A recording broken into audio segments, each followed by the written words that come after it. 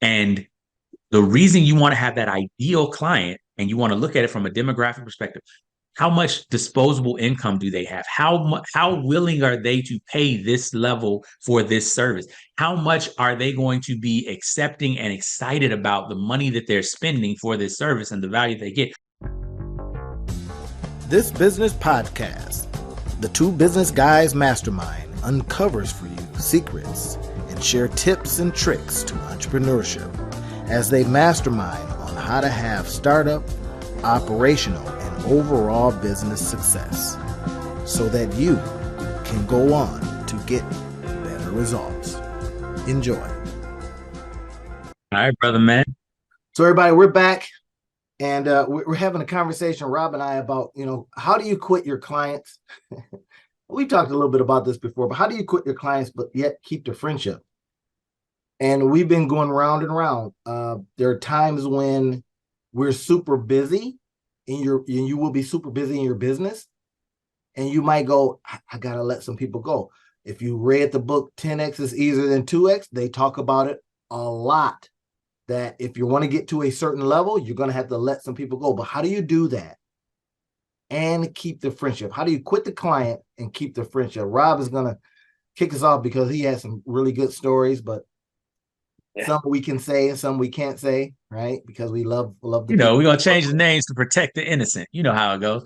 But the importance of that, though, Rob, quitting the client sometimes, but trying to maybe maintain the friendship, is it possible? Yeah, maintaining a relationship I think is important, right? Never burn bridges is something that's really important. And I remember I was reading this book. Jack and Susie Welch had this book, and here it's something Your MBA. Let me remember. Let's see what it is. Remember that. And it was a phenomenal book. And it was the Real Life MBA. That's what it was. So Real Life MBA. I tried to listen to the audio version. That's what I did. I listened to the audio version. Is that the one that he did himself? Yeah, he read it, and they both read it back and forth. Yeah, but one of the things they talked about in there, though, and it was applied to employees, but I think it applies to the clients as well. It was love your employees on their way out as much as you love them on the way in. And I think that's one of the other things with clients as well, because it's easy for us to get frustrated or realize that our client is not the right client. But the thing that we have to remember is that we have some culpability in that, right? Like, unless they defrauded us in some way, unless they just lied, right? Normally what will happen is either your intake process isn't robust enough to ferret out and to clarify enough what the agreement is, or things change over time. And you can't hold yourself responsible for understanding how things are going to change over time. If you if you're clairvoyant, if you can see the future, let's talk. We can make some money over in Vegas real quick. But for the rest of us normal people, right? Like, you can't tell the future. And so it's important for us to be able to give grace to ourselves and to our clients. And so one of the things that I realized was there are instances where you're going to come into contact with client relationships that are going to have to end. And they're going to have to end because you no longer want to service that client. You no longer want to do that work. Now, it may be because you feel disrespected by them. It may be because you feel like they're not valuing your work. It may be because you feel like, it's just what they're expecting for what they're willing to pay is not a fit, right? And I feel like in that space, for me, the thing that I've had to do this a couple of times, and each time I feel like I learned a new lesson, because the big thing was, it's really interesting how much longer we're willing to stay in something, trying to make it work, rather than just accepting the fact that it's ready to go. And it makes perfect sense, right? The first stage of grief is denial. So, right? Like, it's over. No, it's not. We can right? fix it.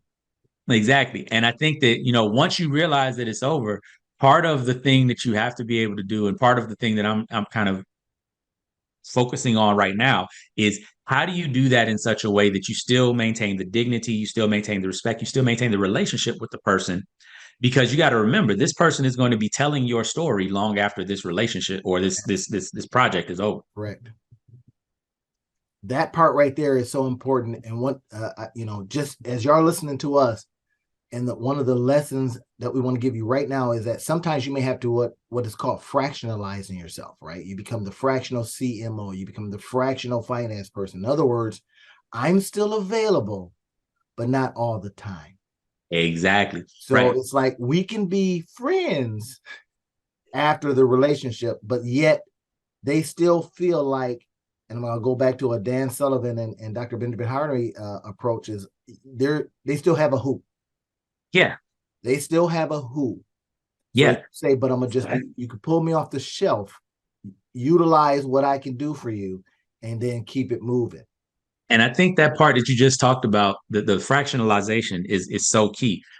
So often we kind of look at these things as binary, like it's either all or nothing. I can either work with you or I can't work with you at all. And I think something that's really important, I learned this from Alan Weiss in his book, Million Dollar Consulting.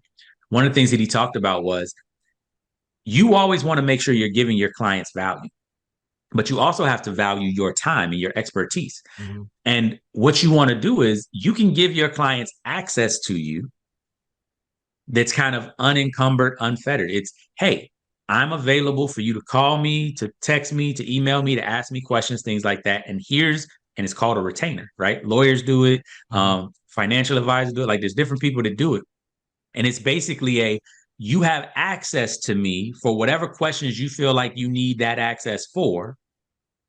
And here's the rate that you'll pay just for access. Right. We don't have to be on a contract to do anything else. Here's what you'll pay me for access. And that allows you to really gauge how much they feel like your value is to them, your worth is to them. And then at the end of the day, right, counselors have it like this. There's a lot of people that have it like, well, you can have a consultation with me and it costs this much per hour, right? That's cool. Pay for a consultation. I'll spend an hour with you. It'll be worth your time or you won't pay, right? Like, and for me, I do a money back guarantee in a lot of stuff that I do because I am a contribute person. I am a value add person. I always want people walking away feeling like they're valued. But then one thing that I will say is you have to be very intentional. This is something I was just talking to my business coach about. And it was like, Randy and I were talking about this off camera. Like we teach, creating your ideal client, your avatar, and all the rest of that. And especially from a marketing perspective and from a product market fit perspective and from an understanding how to talk about your product, right? That's kind of like the 1.0, 2.0 levels of client avatar. Something that my coach was telling me, and it was like graduate level stuff in my mind. It was one of the main reasons as an entrepreneur that you want to have your ideal client really dialed in is so that when you go to them with the thing that you know is valuable and is life-changing and can make them have whatever it is they're looking for, and you know what its value is in the marketplace, that you're not pitching this thing to anybody who is stretching to get it in the marketplace, is maybe capable of paying for it, all of that type of stuff. And the reason why is not just because the sale is more difficult.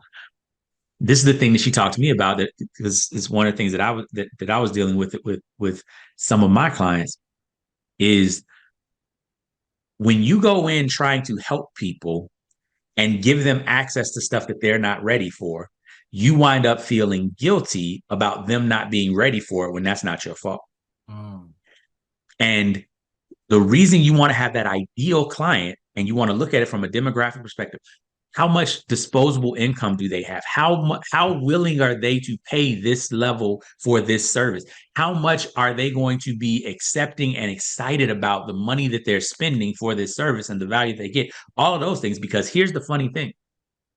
When you first start business, you're trying to get into it. And Randy, you remember this, like you're trying to make sales. You're just trying to prove that the thing has value. You're trying to get reps in. But then there comes a point when you've been in business long enough and you know that what you do has value. You know that you got enough testimonials, you got enough things.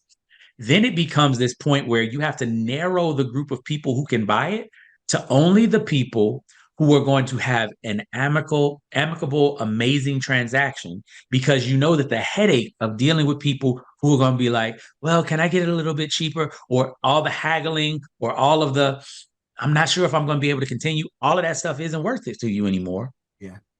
And That's it what will sour the relationship. That's the kind of ideal client 4.0 that I'm talking about. Like, so that you don't have to deal with all of the backlash of a transaction that's not 100% like super valuable to both parties.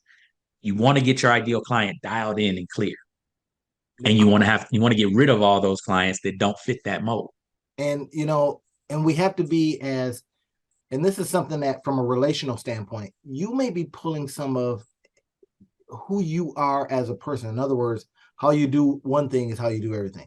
If you're a person that you just don't know how to let go of relationships, right? Or you're that person that says, yeah, we just stayed friends. We just came Yeah. out of this long-term thing and now you're friends. No, you're not, right? But they're tolerating you because maybe they think they can get back in or whatever it is. And if you do that same thing in business, you have to be very, very careful about that, right? Because Yeah. there's And I dollars and agree. cents involved. You know what I mean? You've got all these different things.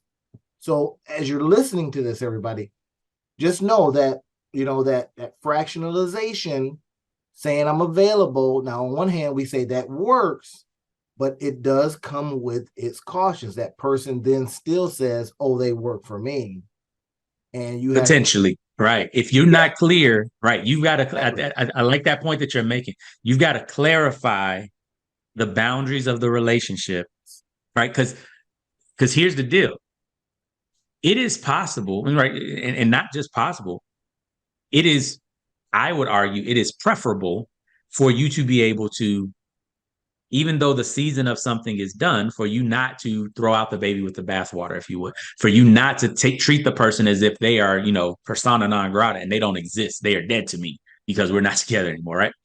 The, because the reality is you still exist in their mind, whether they exist in yours, and you don't know who they're going to interact with that eventually is going to circle back around to you.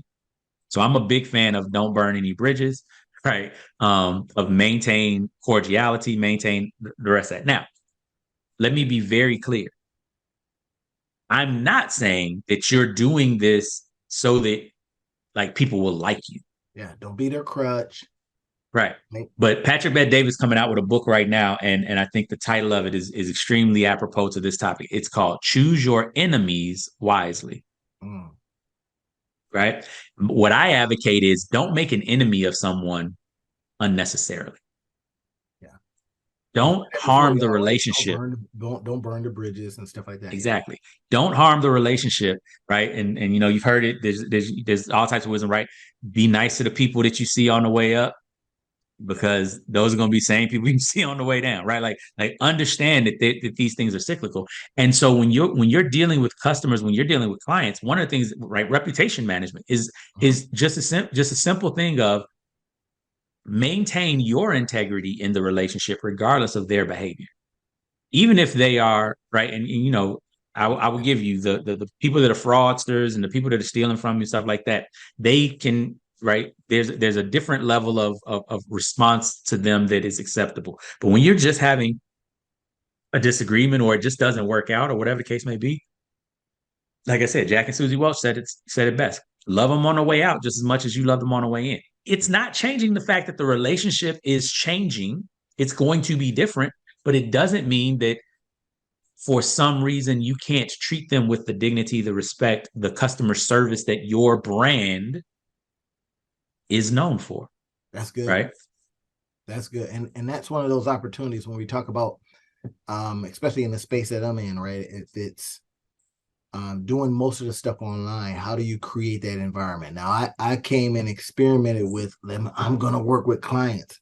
And that came out of saying, okay, well, what would I need to do to get to a certain income level? And what came was, well, work with some clients because they need your help. You've been doing this stuff for yourself. Now they could need your help. And then you get into this relationship like, well, I'm not used to them taking time or all that time or Yeah. on their time, stuff like that. When you know you can spin something up get an idea in the morning and it's done by the afternoon. You said something earlier, Rob, that makes so much sense is not everybody's on your time, right? In other words, Mm-hmm. you they can't do it. You think they can, you discover they cannot do that. It may be they can't do it at the same speed, or it may be that they just don't have the capacity, or whatever Mm-hmm. it is. So something that I've been doing lately, that is, more experiential, right? I've been learning more about Mm-hmm. the whole ideal of giving experiences with people so that they can remember, and that you're working with them and all that kind of stuff so they can get stuff done. Now, it's Mm-hmm. really Mm-hmm. funny that this my original thought on this is years old, but it's coming back around because I've been, going to some higher level mastermind kind of, things online or whatever. Yeah. It's coming back around, but you remember Goldmate was all about that. I'm going to be Mm-hmm. here to help you get done with your stuff. Or and Yeah. I remember that. never spun it up, but I still now it's starting to come back around that this is what people needed. They need some people to be with them, Yeah. their goal mate, right? Helping them get to goal. Yeah. And then within that experience, they get the outcome, and you can literally both check it off. Versus, I created a course, just follow the blueprint, and you will get the payoff. And somewhere along the line, they stop. Then they get pissed that they didn't get the outcome. That's how you Mm-hmm. get past that, is that experiential learning or teaching and creating courses and stuff like that. And this is what I've been introducing lately. And it's really funny.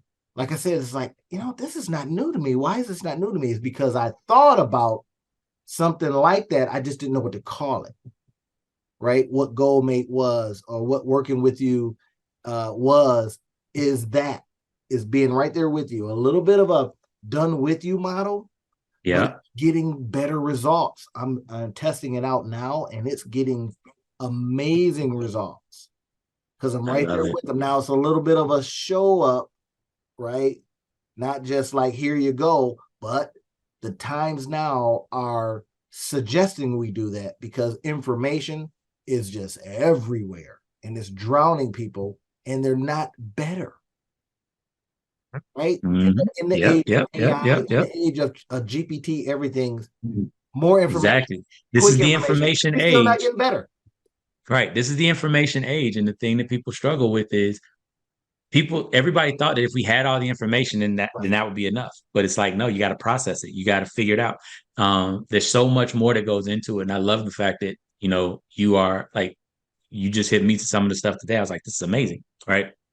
Um, because so many people have to learn how to process and take information and make it into something real. I was talking to a friend of mine the other day, right? And, we were talking about how so many times in these conversations that people are having about, like the strikes that are going on and different things that are happening around the world.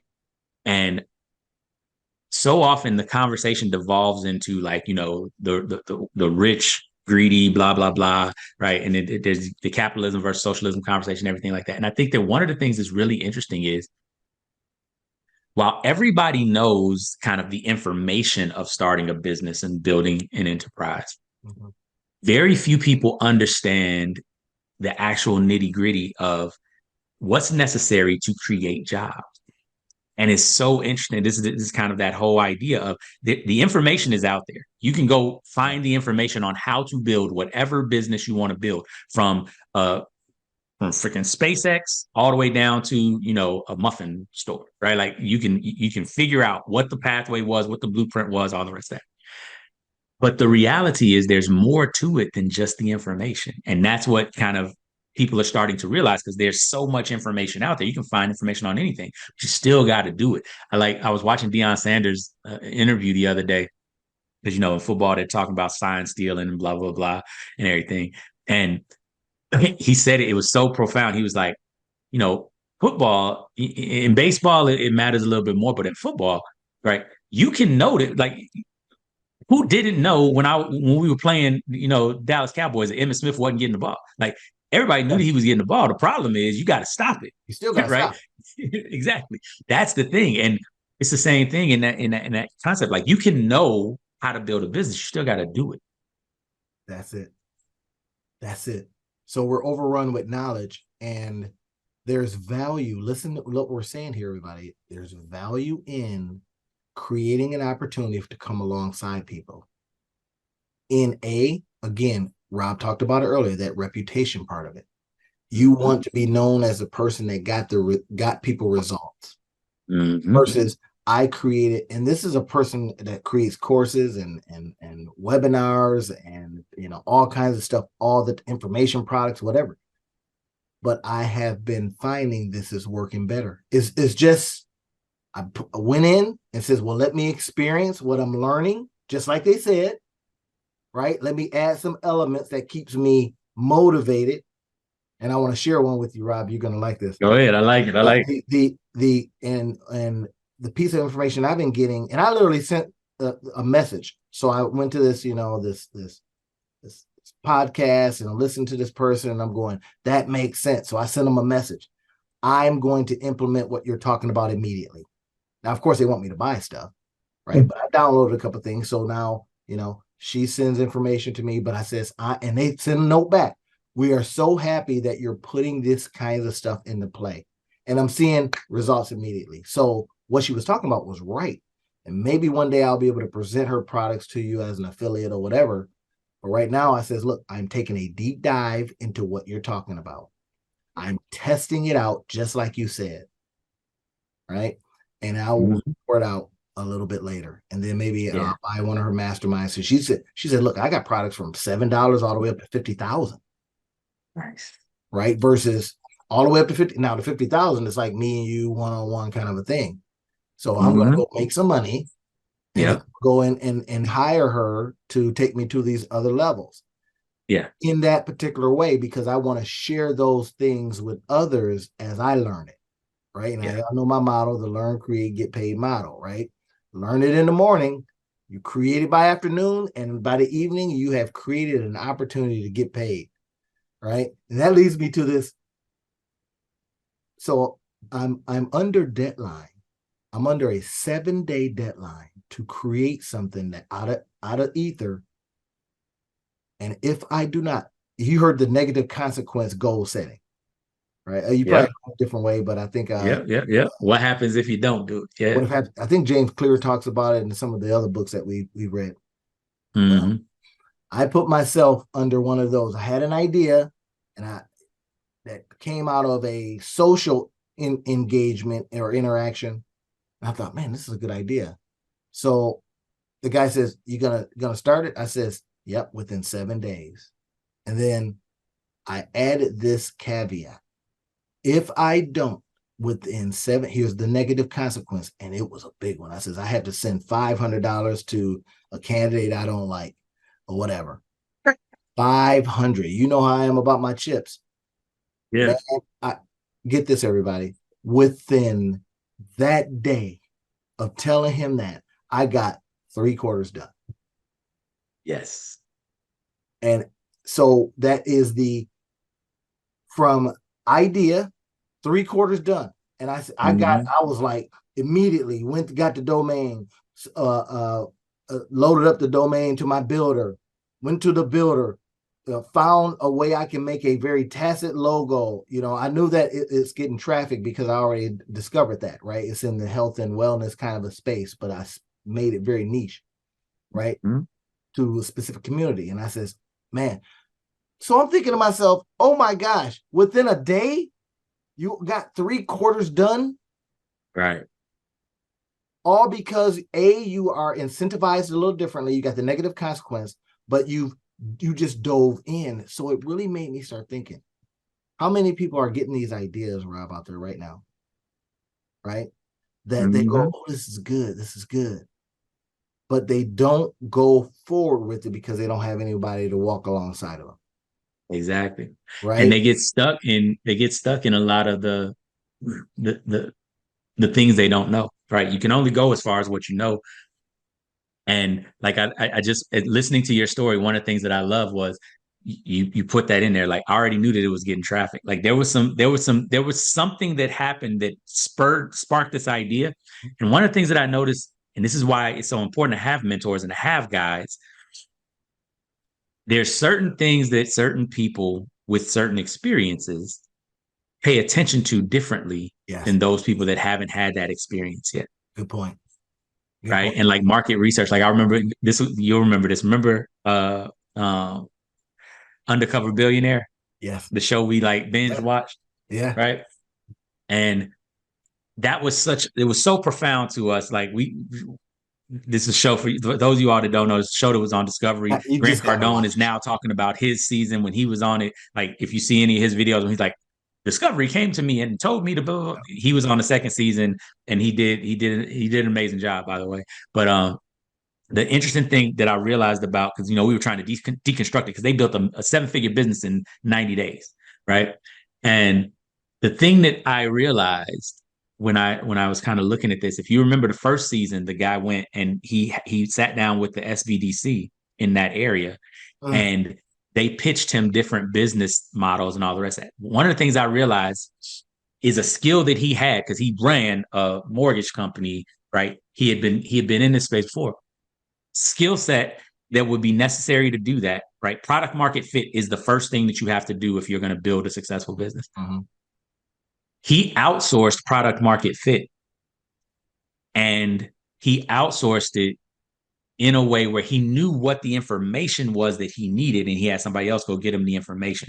Mhm. For many beginning entrepreneurs, figuring out product market fit is a new thing to them. That market research component of it that you're Yeah. excellent at, Yeah.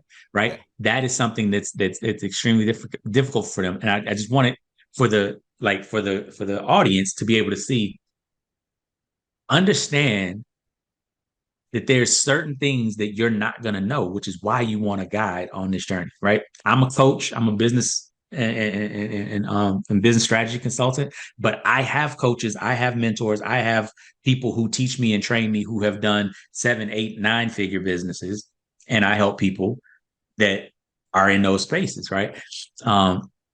Because I've run 7 and 8-figure businesses, I've built 6-figure businesses, and I know that I'm on the pathway of doing these other things. My mentors have built 8 and 9-figure businesses. Yeah. And Yeah. so they see things that I don't see. That's it. They see things that you don't see. And of course, some people gate that, right? Behind a paywall. We Oh, yeah. understand. But now the idea that information being so ubiquitous, right? Mm-hmm.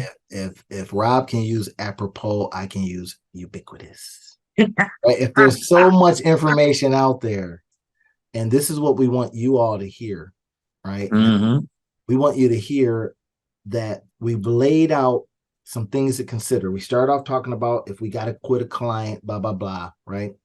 And Yeah, this maintain the relationship even if you don't maintain the and we've client. transitioned to now how do you tell how do you create out of ether. We want you to be able to get a little Mm-hmm. bit of all that, but man, discernment is everything. And I remember, I think it might have been Jay Samit that I came across a piece of his information, and he says why you do a lot is because it very rapidly helps you get to discernment. And That part. I think what you just said there, you just dropped a nugget that I want everybody to catch. There's a difference between information and perspective. yeah, There's a lot of people, and people have access to a bunch of information, but what you're getting from guides like Randy, like the coaches that are out there, people that are doing stuff like myself, the things that you're getting is not information. It's perspective. It's discernment. wow. It's I got this I was literally sharing something I learned from Perry Belcher, right? And Mm-hmm. not personally, but on some of his stuff, right? My online Yep. gurus, I love him. And he said Yep. sometimes you offer a person a shovel, right? Now y'all have heard this a different way. He says, and then you offer them a map. And I had to use this the other day and told the person that you might be the shovel sometimes because I'm going to go do it for you. and you might be the map. He says, and then you says, hey, listen, do you think you might need a guide? In other words, keep you, from getting the snakes and all that kind of stuff and knowing right where to go. And sometimes you're the guide. Mm-hmm. Now, once they get to specific levels, depending on where you place yourself, they pay more. Mm-hmm. Because Yeah. some people, the DIYer says, I got it. And you go, okay, well, here's a shovel. And Yeah. so where do I go to dig? I got a tool. And you Yeah. go over there, DIYer. But then sometimes, and this wraps it full circle, y'all, sometimes it is the done with you. And it says, hey, could you point out to me? That's the concierge service. So you see, at Mm-hmm. every level, you get a chance to charge them. And then Yeah. it says, it would be better if you went with us. Now, that's high dollar, right? That could be your high ticket offer. See what I just did there? So sometimes you're going to offer them a shovel. Sometimes you're going to say, and here's where you go, the map. And sometimes they says, well, I need a guide. I need you. And then in each one of those areas, you can charge them different things. Yeah. Yeah. That's I how love you it. can be of service better. And if you decided that, well, there's a lot of maps out there and they're wrong. Now you get in there and do that experiential teaching that we talked about just a few seconds ago. Yeah. For the guide, you bolt that onto your packages and you charge them, and everybody's good because they went over there and they got the gold. That's the key. And just remember that there are going to be different people who are at different stages. Yes, Some people, all they can buy is a shovel. that's it. So you sell them a shovel and you let it be good because that shovel is going to be amazing for them and they're going to have a great reputation with you and you maintain the Man, relationship even though they're not moving forward. I love Some that people are saying. just going to be able to buy a map, but here's the key, and this is where bringing it all full circle. You want to get better at distinguishing who the people are that not only can afford a Right. guide, That's it. but are happy to afford a guide, are Mm-hmm. happy to afford a shovel, are happy to afford a map. Because in that space, you will release yourself of the psychic burden of having to decide after the fact whether or not this was a good purchase for them. See, that's it. Otherwise, you end up, as we said at the beginning, quitting the client. Yes. All right, everybody. That's it. We'll see you on the next one. Robbie, you have Have a a good great day, one, my friend. everybody.